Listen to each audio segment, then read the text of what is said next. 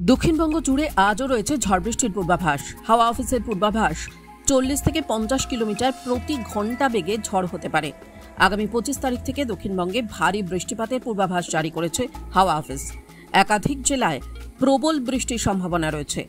এদিন শহরের সর্বোচ্চ তাপমাত্রা 34 ডিগ্রি সেলসিয়াস, সর্বনিম্ন 28 ডিগ্রি সেলসিয়াস। বাতাসে আপেক্ষিক আর্দ্রতার পরিমাণ বেশি থাকায় অস্বস্তিকর ভ্যাপসা গরম এখনও রয়েছে দক্ষিণবঙ্গে। বুধবার বেলার দিকে রোদের দাপট থাকবে। সোমবার ব্যাপক ঝড় বৃষ্টি হয়েছিল দক্ষিণবঙ্গে।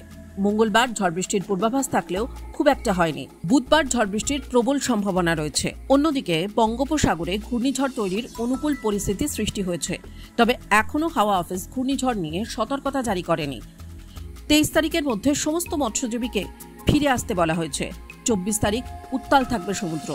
তাই 24 তারিখ গভীর সমুদ্রে মাছ ধরতে যেতে নিষেধাজ্ঞা জারি করেছে হাওয়া অফিস। টাইমস নাও খবর।